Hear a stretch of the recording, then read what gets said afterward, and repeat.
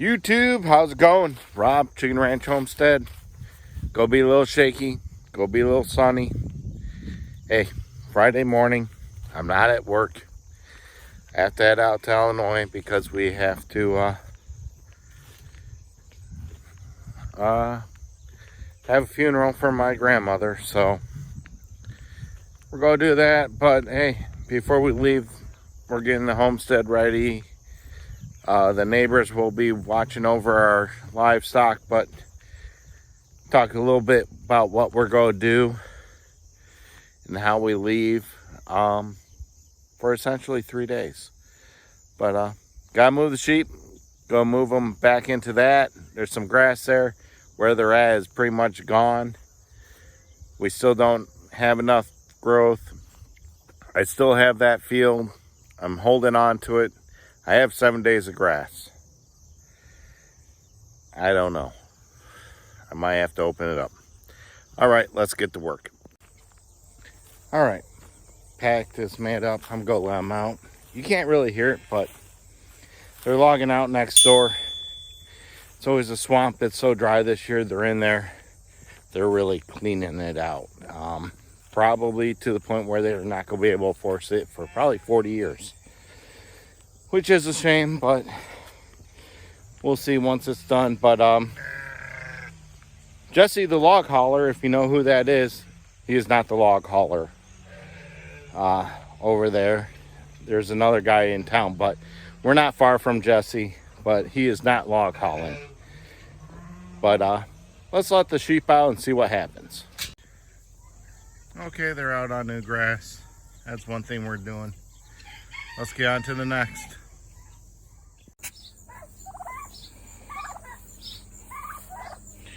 You're big show-offs. That's what you are. You're big show-offs. Go on.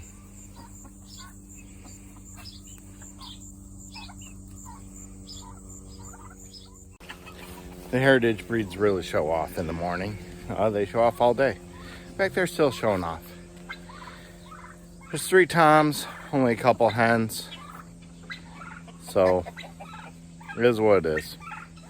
But the bronze breasted starts getting in, and yeah, they're getting ready to fight. This is awesome.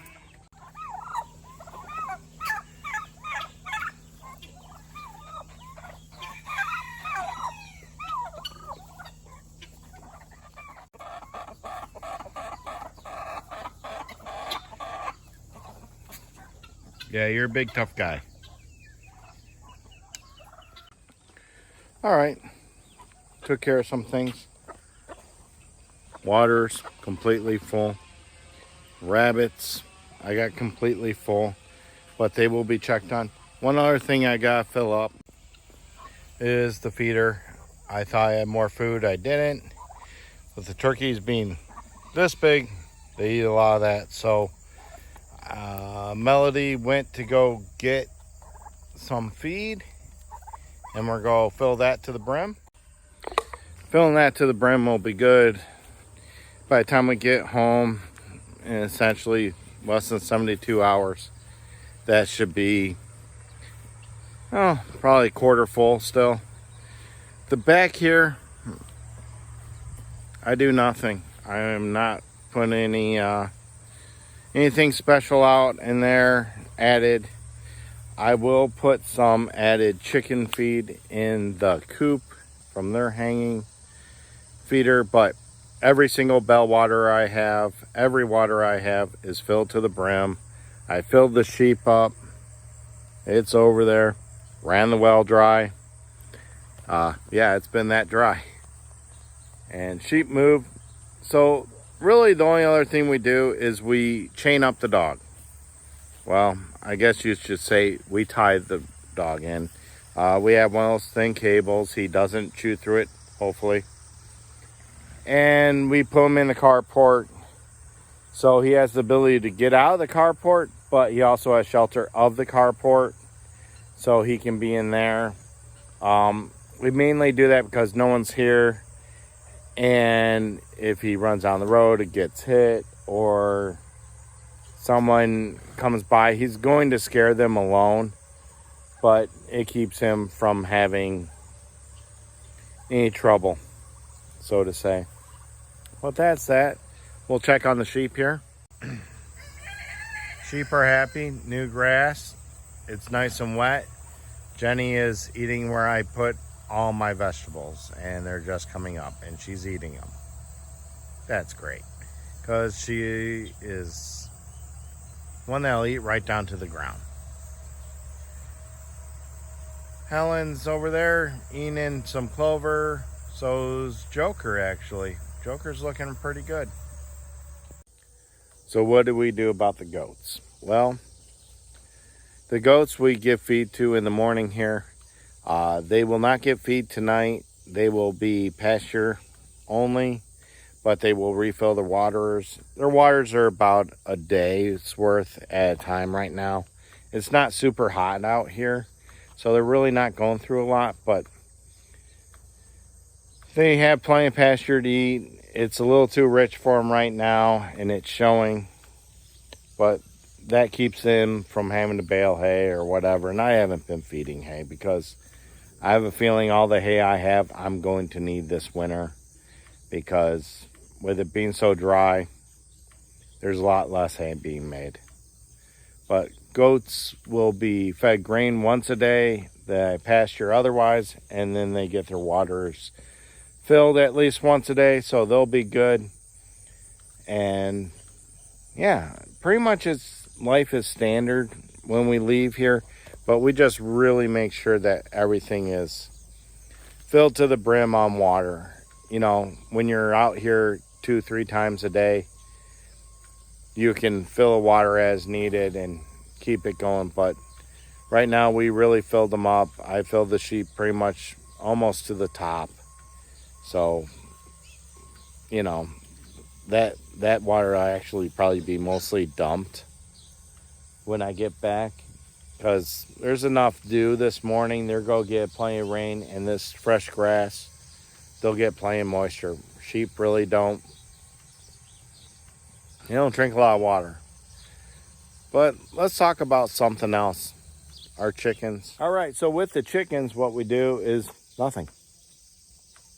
They close them in at night if they're in. If they're not, they're not. Turkeys tend to be in bed in time, so by the time they come here, they'll be essentially in back. They are dairy farmers that watch this, and they milk very early in the morning, so they're going to bed early at night. So in the summertime, when the daylight hours are really long, our chickens are still roaming and they're in bed. So it's nice that it's getting darker sooner, so hopefully they'll be in. If they're not all in, they'll still close the door, and the ones that are out will tend to go to the carport. And that is a good thing, because Riggs is in the carport. So therefore, they are protected from any type of predators. So that's kind of what we do with the chickens and the poultry. They kind of take care of themselves. So with the animals, pretty much we got them all pretty much self-sufficient. The sheep take care of themselves. They are in and out of the barn as they choose, or the back. They have plenty of grass, plenty of water. The chickens kind of are in and out. They just need to be let out. They're self-sufficient. They have plenty of water. They won't need any water. They have plenty of food. So the goats, you know, they're self-sufficient. In reality, they have pasture. They have to eat, they'll eat. And it's just water. The really only dependent animals we have is the pigs and the rabbits and the quail, which the quail we're kind of thinking of getting rid of, because it seems like we're not getting any quail eggs, and we might have nothing but males, it seems like. So I might have those processed out and just go with that, or I might sell them. I might actually take them to auction and sell them, because someone's going to enjoy them. Someone's going to create new bloodlines in their little mound of quail. So I might do that. But everything's self-sufficient here. We don't really have a lot to look after. So this isn't a fun time to go back to Illinois and whatever, but you gotta also think of, where there's life, there is death. And people are recreated in any way you want to think. But, my grandmother may have passed, but she was a very happy lady and she lived a long time. She was almost 97. One of the happiest people I know, and she was a great lady and a great grandmother. But, maybe when lambing season comes around, we'll pay her homage and name a ewe after her.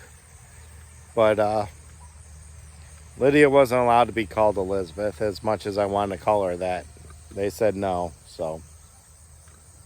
All right. I will hopefully finish this up right here. So remember, like, share, subscribe, leave a comment, whatever. Go from there. I didn't touch on the pigs. They're doing fine.